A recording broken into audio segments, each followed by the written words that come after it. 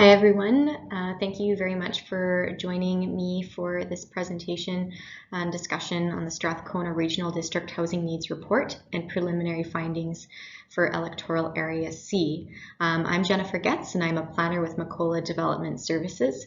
And just before we begin, I'd like to acknowledge with respect the many nations and traditional territories within which this study is taking place, including the Edelsit First Nation, Hamalko First Nation, Cayucet, Checklisset First Nation, Klahoose First Nation, Comox First Nation, Mawchat, Muchalat First Nation, Nuchalnath Tribes, the Clowitsis First Nation, Wee-Wyk First Nation, and Wee-Wycum First Nation.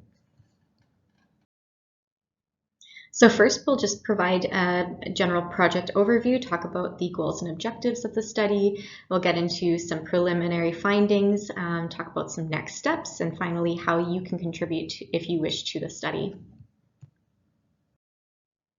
So a little bit about us, about Macola Development Services. So Macola Development Services is a professional consulting firm of approximately 20 staff, and it includes planners, development managers, and dedicated experts in Indigenous relations and communication. And we have been working in both the market and non-market housing sector for the last, for over 30 years now. And we have been doing housing needs assessments for the last 3 years across BC. Okay, so goals and objectives. So this housing study really is to meet all the provincial requirements. So in 2019, the provincial government mandated that all municipalities, including electoral areas, complete a housing needs assessment. So to kind of meet these requirements, we've developed a regional housing need report for each of the electoral areas, A, B, C, and D for the SRD, and it is based on qualitative and quantitative data as well as some significant community engagement. It will include some high-level recommendations, and we will be sharing the results with the board and with the public. And just to note, it does not include Campbell River or any of the treaty nations, just the electoral areas for this study. Okay, so what can you expect? So in the report, we will be talking about what is currently happening in the electoral areas. So you will see some information about local and regional demographics, information on households, incomes, the economy locally, and also housing affordability. We'll also talk about who it is happening to based on engagement data and an affordability analysis, and we'll identify sort of who the which specific incomes and population groups are struggling the most. What we don't include in the study is kind of the next step, which is kind of what to be done about the current housing situation. So we won't be covering where new housing should go or the form or density that it should take. That is kind of up to the local or the regional government, the SRD, and the electoral areas to each decide how to act on the information. And often this is done through OCP or zoning bylaw updates, partnership development, as well as community education. This map shows the 4 electoral areas which we are covering in the housing study in green and that peachy color. And yeah, all of that peachy color is Area C, which is what this presentation is all about. We are not looking at Campbell River for the study, which is in the gray on the map there. So looking at population and households for Area C, in 2016 there were 2,530 people, and this increased to 2,875 people in 2021, and the population is expected to continue to increase so that in 2031 the population will reach about 3,370 people.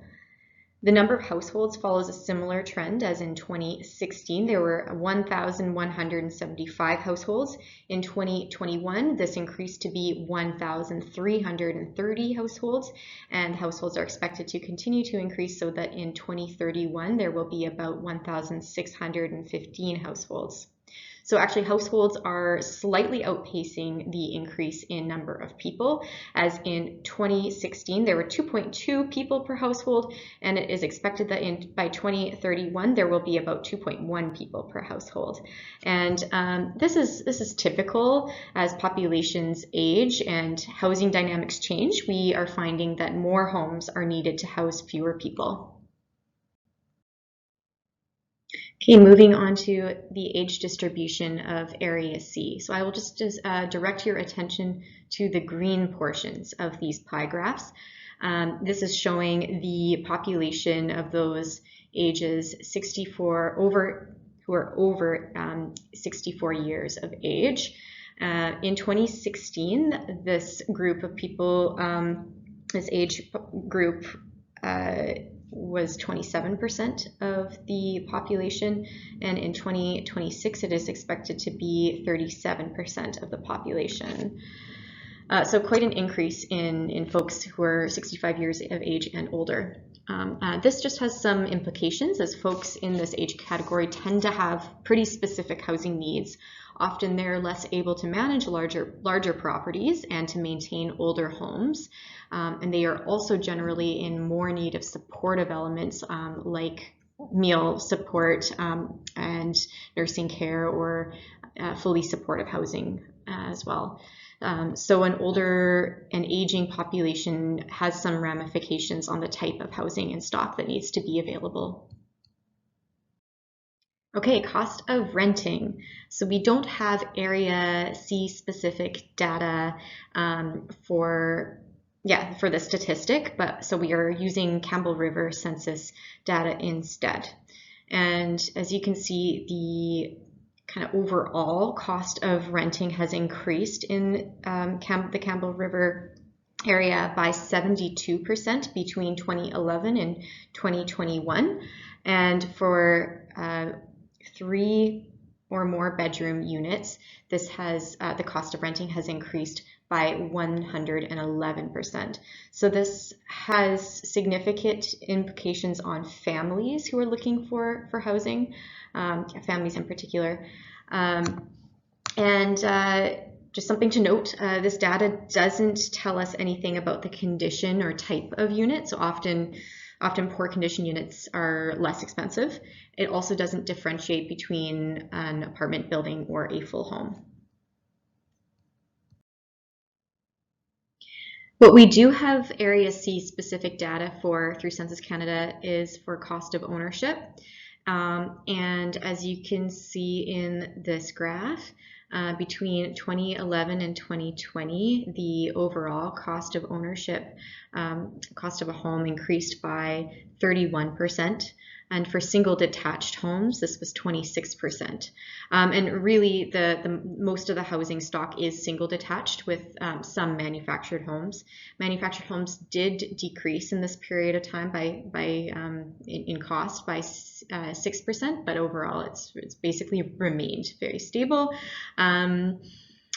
It's just something to note that the average single detached home in 2020 was almost $700,000.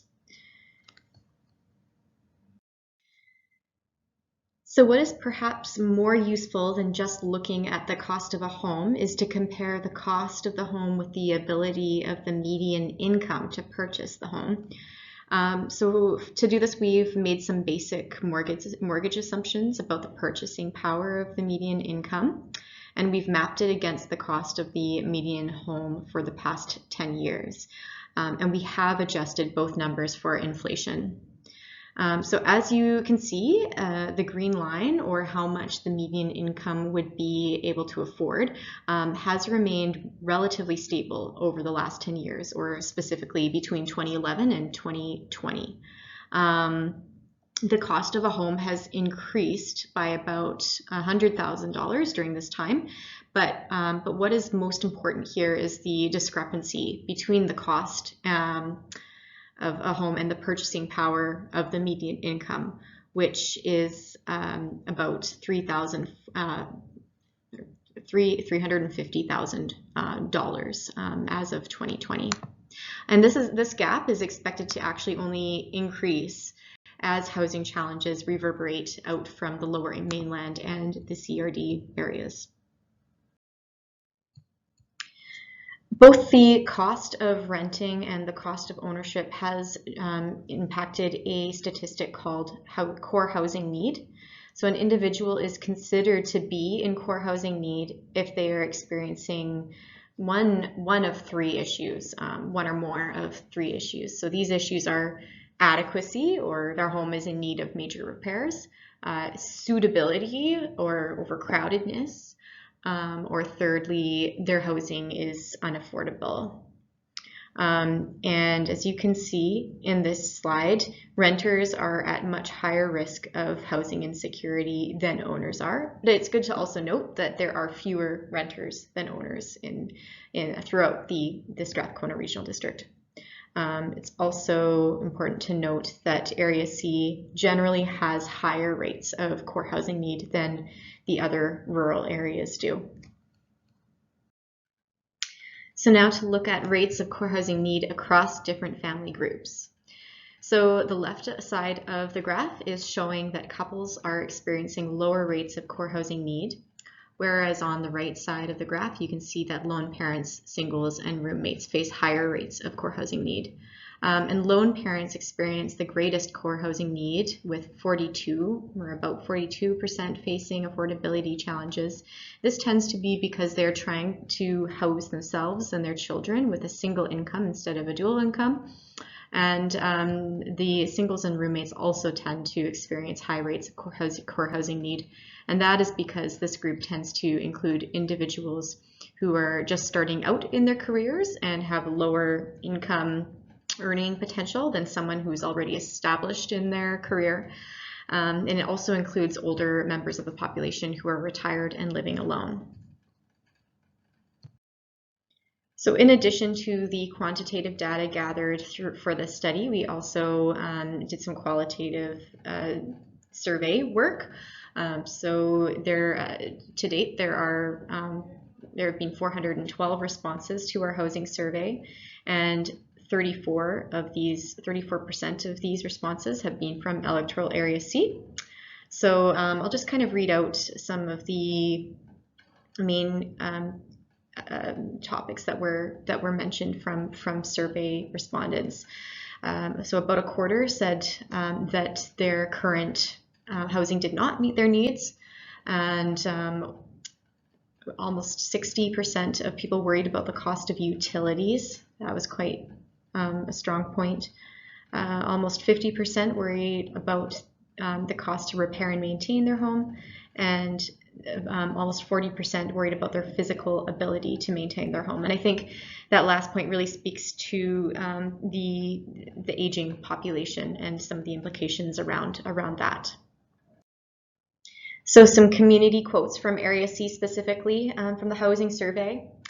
There are desperate housing needs for many people: the younger adults, the disabled, low-income seniors or disabled needing appropriate senior-friendly accommodation close to stores and other amenities. Another person says, "My children are in a generation where housing costs have made home ownership almost unattainable. One of them rents a fifth wheel, as rent is even too high here to be in a cabin. Rental options on island are near impossible for your people due to cost." So that's pretty much it for today. The next steps for this project are some engagement analysis, some draft report, and then we will review it with staff and present to the board. And if you would like to provide some feedback, have a say, there is an opportunity to do so via the link on the screen through the SRD website, srd.ca. And you can also get more information by contacting Meredith Starkey, the Manager of Planning and Parks. Her contact information is there on the slide as well. She is the project lead for the SRD on this project. You could also contact my colleague Sandy Mackey, who is the Housing Research and Policy Lead here at Macola, and his contact information is there as well. And just before I end here, I would just like to direct your attention to another concurrent housing study that is happening.